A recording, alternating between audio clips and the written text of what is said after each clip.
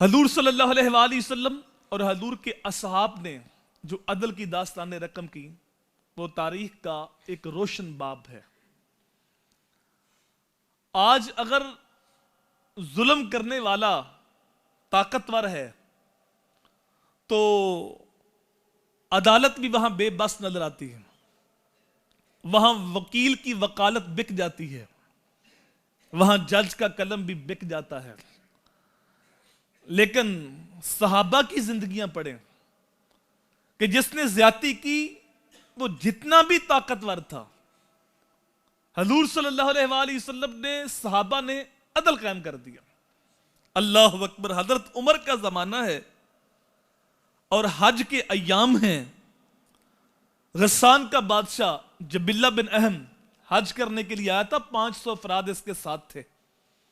تو اس نے بڑا لمبا سا جبہ پہنا ہوا تھا، تو طواف چل رہا تھا تو ایک غلام کا پاؤں اس کے جبے پہ آ گیا۔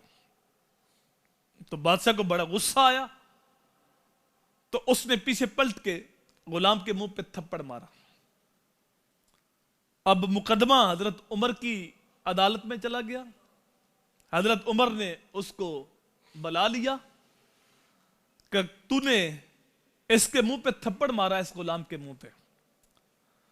تو اس نے کہا تھا کہ میں بادشاہ ہوں اور میرے جبے پہ اس کا پاؤں آیا تھا، تو کہا اس کے بدلے تمہیں تھپڑ کھانا ہوگا۔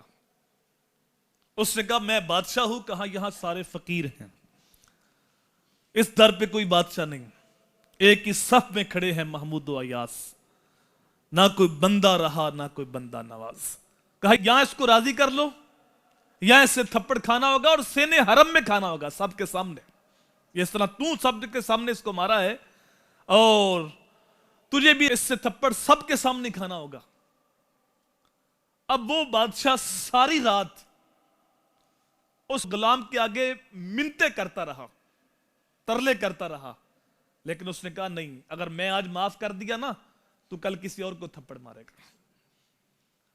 آج جو عدل قائم نہیں ہوتا، اگر جج کا قلم بکتا ہے، وکیل کی وکالت بکتی ہے، تو یہاں غریب بھی بک جاتا ہے۔ یہ غریب عدل ہونے نہیں دیتے، یہ مظلوم عدل ہونے نہیں دیتے۔ جس کے اوپر ظلم ہوا ہے وہ تقاضا تو کرے عدل کا، لیکن جب وہ 2 لاکھ لے کے چپ کر جاتا ہے تو پھر عدل کی بنیادیں تو وہاں کھوکھلی ہو جاتی ہیں۔ جب وہ پریشر کے اندر آ کے چپ کر جاتا ہے، وہ لالچ کے اندر آ کے خاموش ہو جاتا ہے، تو پھر عدل کیسے قائم ہوگا؟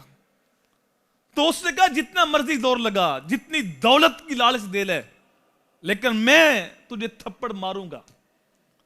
اب ساری رات اس نے منتیں ترلے کی، لیکن جب وہ بادشاہ نے دیکھا کہ اب میری نہیں چلے گی، مجھے تھپڑ کھانا ہی پڑے گا، تو وہ رات کی تاریکی میں بھاگ گیا اور جا کے مرتد ہو گیا۔ تو کس نے کہا عمر بندہ بڑا اہم تھا، بادشاہ تھا، اس نے اسلام چھوڑ دیا۔ تو حضرت عمر نے کہا وہ اہم نہیں ہے، محمد عربی کا دین اہم ہے، دین اسلام کا نظام عدل اہم ہے۔ جن ملکوں کے اندر، جس معاشرے کے اندر، جس محلے کے اندر، جس گھر کے اندر عدل قائم ہوتا ہے وہاں امن اور سکون ہوتا ہے، اور جہاں عدل نہیں ہوتا وہاں بد امنی اور بے سکونی پیدا ہو جاتی ہے۔